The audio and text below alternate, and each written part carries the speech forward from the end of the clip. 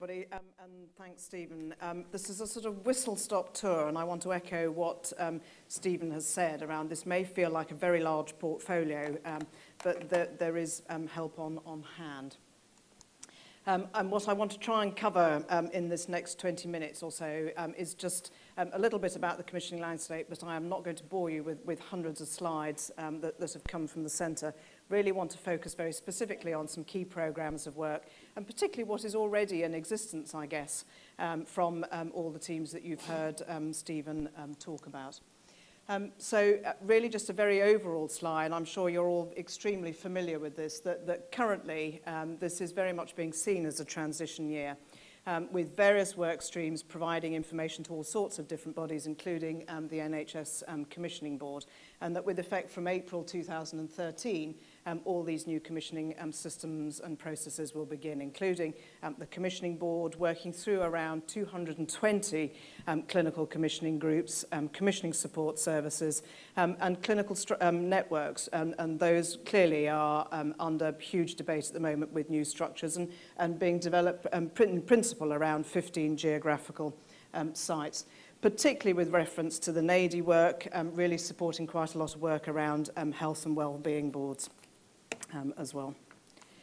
And just as a sort of level, just as a sort of indication, really, if you like, of levels of commissioning, I've just tried to highlight just a number, particularly along a cancer pathway, of where individual bodies may well have a responsibility. At national level, one of the very key things that will probably continue to remain a national programme will be the national screening programme. Whichever disease group that is. There will at some stage be a role for specialised commissioning groups, and particularly working really hard at the moment on an agenda which I'll come back to. But that will cover rarer cancers and possibly, as we understand at the moment, likely to include radiotherapy. The clinical commissioning groups clearly have a huge focus on commissioning various parts of the pathway around common cancers, and I have put possibly chemotherapy. I think at the moment nobody is quite sure who is going to be commissioning chemotherapy. I've heard examples of, well, we may ask local commissioning groups to commission the delivery side of chemotherapy, so that's where chemotherapy might be given, but the procurement of drugs may pass to the commissioning board. So you can tell we're still in a little bit of a muddle around where chemotherapy will go. One of the things that I'm fairly sure about is that the Cancer Drug Fund will remain at very senior level rather than being passed down to more local services. And again, this is going to be supported by an infrastructure of clinical networks, including cancer. I just want to describe just a couple of the key programmes that we have across the patch. Stephen's alluded to a number of them, so I'm not going to go into any great detail. You will find masses of material in the coffee room outside across the whole of the NCAT programme. But you'll see from the slide that we really do start at one end of the pathway right down to the other end of the pathway, and you're going to hear from Anita and colleagues this afternoon about what's going on in end-of-life care that's not just around cancer, but across the whole programme. For those of you that don't know, there is a National Cancer Action Team website, and that's the screenshot from it. You will find almost all the programmes from that previous one are all covered on this bit, and there's a huge amount of information on core and key areas of work that we're all involved in. The NCIN, who we're working very closely with, a number of core objectives, and you'll heard Stephen comment on a few of them already, but Di will be picking them up later in the session after coffee. I think some huge issues here around promoting efficient and effective data collection throughout the whole of the cancer journey, that they are helping to provide a common national repository for cancer data sets, producing some fantastic documents around expert analyses, particularly to monitor patterns of cancer care, and enabling the use of cancer information to support audit and research programmes. And again, that's a screenshot from their website. I'm sure many of you have found your way through their website already. Now I just want to turn a little bit to what's already happening and what is all available.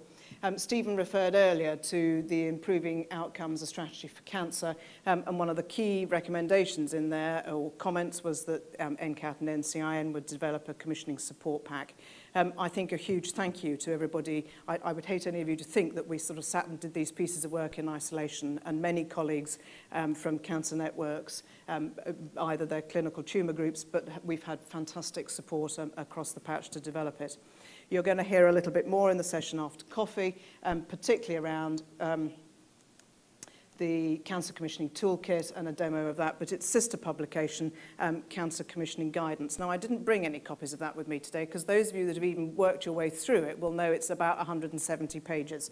It is a bit of a challenge trying to write some helpful guides around cancer commissioning when it's a huge, huge pathway, but you might want to dip in and out to bits of it, and there is a program to regularly update that. We've agreed to develop a commissioning pack, part of which you've heard Stephen talk about some of the myths and key messages around commissioning. There are also some individual pieces of work around user involvement in cancer commissioning. You're going to hear in detail a little bit about service specifications, and Andy, who follows me, has some slides to show you around the service profiles that we've currently developed. I just wanted to mention briefly now a huge piece of work, and there are a number of colleagues in the room here today with whom we're working very closely. I mentioned that this is very much a transition year, and one of the huge pieces of work is to support something called the Specialised Commissioning Transition Group. I think over the course of last year, it was very, very clear that services not just involved in cancer, but across the whole pathway, that there are a huge amount of services that are currently commissioned for which there's no adequate documentation, whether that's service specifications and profiles, but just very, very little material sometimes for huge pieces of work that are commissioned. So there is a piece of work now, and I'll come on in a bit more detail around some of the work that we're involved in. Again, partly around some of the work that we're doing around NADI and the early detection work, quite a lot of work around helping to support the development of guidance, particularly around supporting health and well-being groups. I've mentioned already the Cancer Commissioning Toolkit was launched in 2008-09, and it very definitely has had a number of iterations since that time, and every quarter a new update comes out around new information on there. So there's a wealth of information available to you on that. GP profiles, and again, Di will be talking to you a little bit about that later. And again, the work that the NCIN have been doing around PCT profiles and MDT-based service profiles, and you'll hear from Andy a bit about what the breast and colorectal ones look like. I think very timely, though, is around modernising registries for more timely data. I can certainly remember ages ago as a general manager that actually one of the comments that clinicians were saying that getting information around cancer was so out of date that sometimes it was pretty difficult to do any pieces of work. And I think one of the interesting pieces of work that's just been published last year was the routes to diagnosis work, particularly around trying to work out early presentations of cancer. And again, Di will pick some of that up later. Some of these publications, it's just a snapshot of some of them that we've produced. Either they're brand new documents, or particularly the haematology one is an extra document outside of the Improving Outcomes guidance series of documents. And this is around working very closely with Royal Colleges to help try and explain some of the language in some of the documents that's sometimes not very clear. And this is just an additional document just to help bring some clarity to some of the guidance. But there is a huge range, as you can see from this slide, of some of the areas of work that we've covered. And again, they're available outside, but otherwise all on the website. Now, Stephen has mentioned about cancer peer review, and I think we're very fortunate in the cancer world to have a fantastic quality assurance program. I've got my peer review colleagues in the room here today, so I'm now going to make a complete meal out of their slide. But what I wanted to try and convey to you that peer review and the whole of the process within peer review in the middle here really does outward look to three very key corners of the world.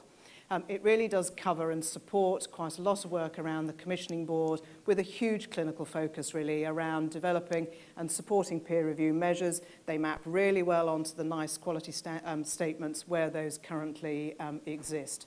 In terms of the work with registration around the Care Quality Commission, again, some very good pieces of work around, and particularly having a patient safety focus. So again, mapping onto quality standards and statements where they exist.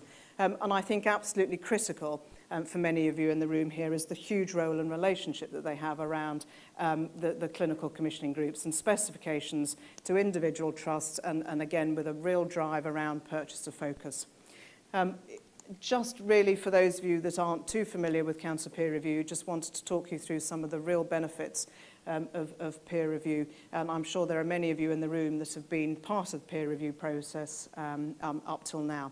It is a huge, unique source of information with validated information on the individual clinical teams that are delivering care for all your patients, and that helps enable informed choice. It does provide nationally benchmarked data.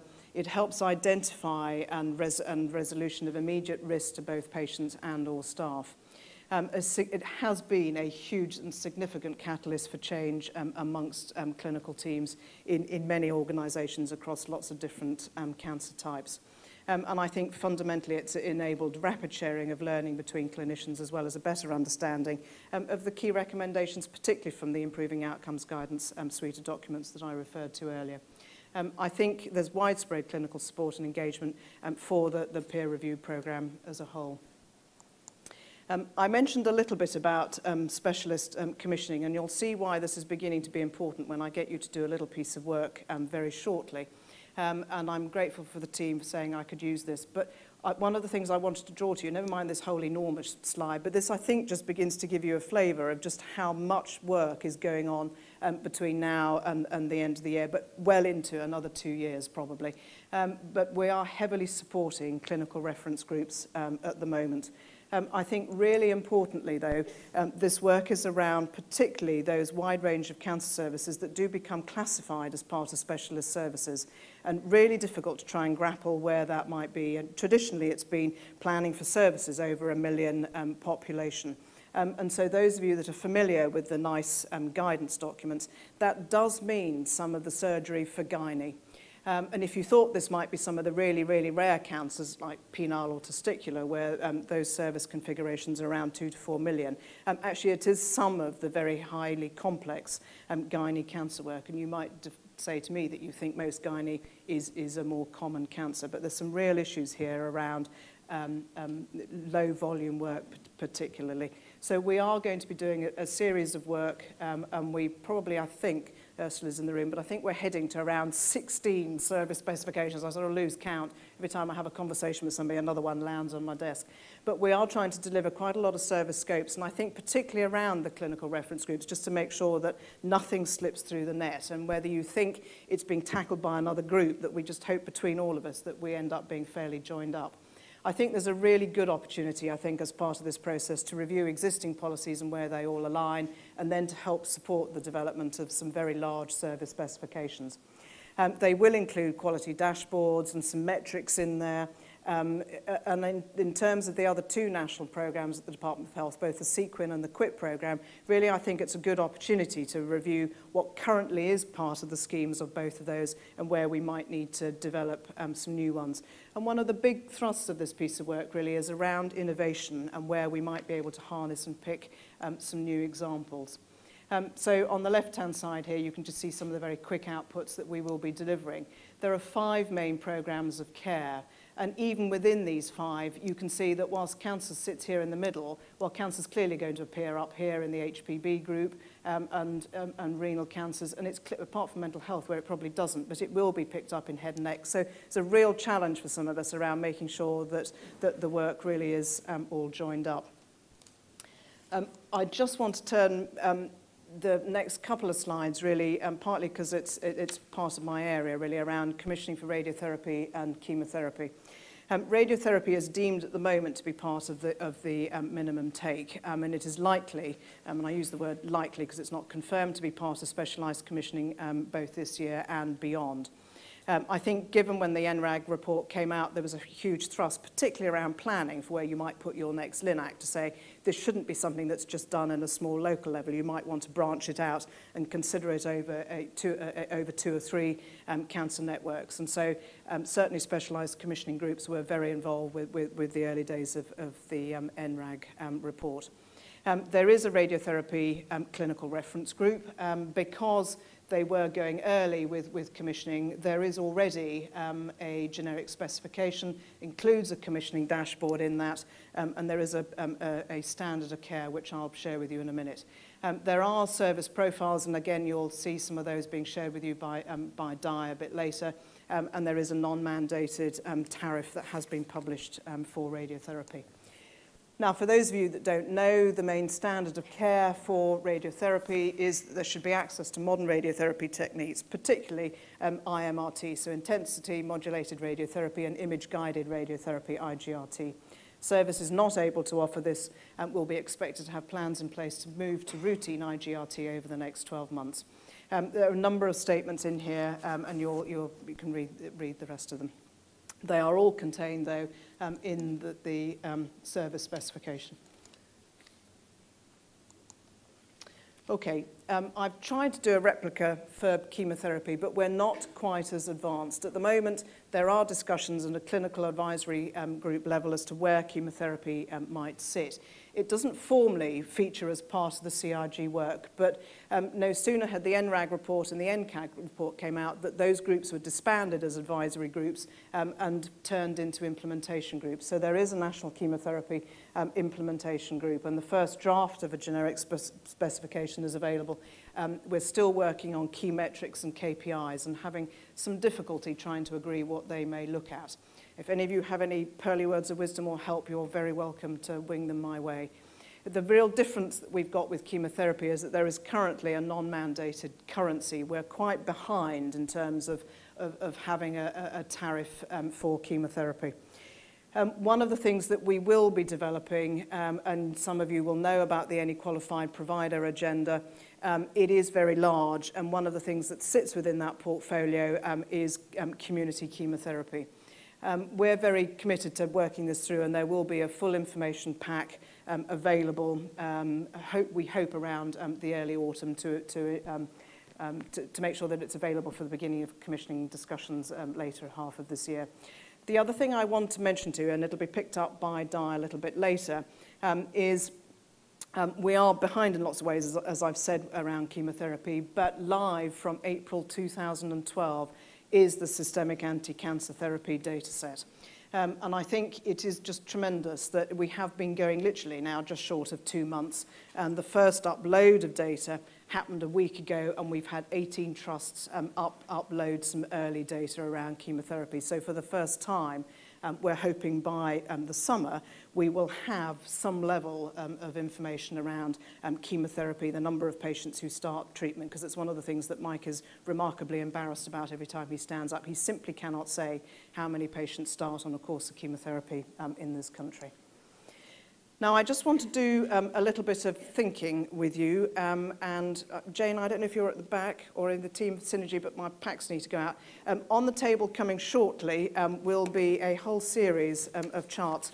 And for those of you that don't know me, you will also know that I can't manage iPads to save my life. So we're going back to traditional pieces of paper and coloured pens, because at least I can manage that bit. And what I wanted to try and share with you is that one of the other pieces of work that we've been heavily involved in is doing some work with Map of Medicine. And on the Map of Medicine website, you will see a number of tumour-specific pathways. And in my complete ignorance yesterday or earlier this week, I just thought, oh, well, I'll try and get a simple pathway. And up came the breast pathway, because I thought there will not be a trust in this country where breast surgery and breast services are commissioned from. And so all of you will be involved in commissioning breast or parts of this pathway from your organisations. But blow me down, this features on 6 pages, so it's not one simple slide, so apologies for that. You are going to get 6 pieces of paper. But I thought what might be just helpful with you on your table in about 5 minutes is to very quickly just take each of these individual pages. Now, the individual pages that you will see literally break down into these 6 categories. And so on the slide only, and I've only put one up, on the breast cancer suspected, you can see the different steps in the pathway. And I would just be interested in your views on the table now as to who you think will be commissioning these services in the future. it takes you all the way down to the bottom with advanced breast cancer, where you will see some of the treatments for radiotherapy, chemotherapy. And again, this is just some thoughts for you. I was going to put in a slide that says, I've done one for you. And then I thought, no, I'm not going to do it. Because actually, even on this slide, for those of you, once you've worked your way through it, there will be some elements on this very early slide which you could assume is all about the early part and getting patients into the system in the first place. But there is one element, at least on here, where the focus of commissioning the service will not be at CCG level or at the moment. So what I'm going to do is, you've all now got them on your tabletops. You've got different sets of coloured pens on your paper, and I literally just want you to circle on each of the 1 to 6 pages where and who you think, and please use the colours, because what we're going to attempt to try and do is bring this back as a final slide at the end for Stephen to show, just because I am assuming that you will all have different views about whether you think you want to commission the service or not, and just to sort of share with you just where your current thinking is. And bearing in mind, I have picked what I thought was a simple pathway. It'll be very much more complicated if I were to share with you one around, I don't know, head and neck or something. So if you think the CCG should be commissioning a part of the pathway, then you need to use the red pen. If you think it should be more around specialist commissioning or work going into the commissioning board, then that's blue or green. If you think it's somebody else that should be commissioning, and I don't know who that might be, then please use other, and then please put a comment in there around who that might be. So you've got about 5 minutes. So there are a number of you on the table, so you might just want to sort of pick a sheet each, but there are 6 on each table with your coloured pens. So just try and see whether it gives you some thoughts around who should commission what. Ladies and gentlemen, can I call you back? Are you close to finishing? Have you done half, finished? It was a complete disaster, or it was helpful? It would just be... We didn't do this on the previous workshop, and it was just really around trying to get you all guys to all think about a pathway. And I very innocently said to you, I thought I'd picked a fairly simple pathway that didn't have too many complicated things going off it. But even then, it does fall onto 6 pages. And so I guess the challenge for you and for us really is how, between all of us, we ensure that there is real continuity and high quality services across the whole of this pathway, particularly when different people might be contracting and purchasing different aspects of that pathway. So a real challenge, I think, for all of us.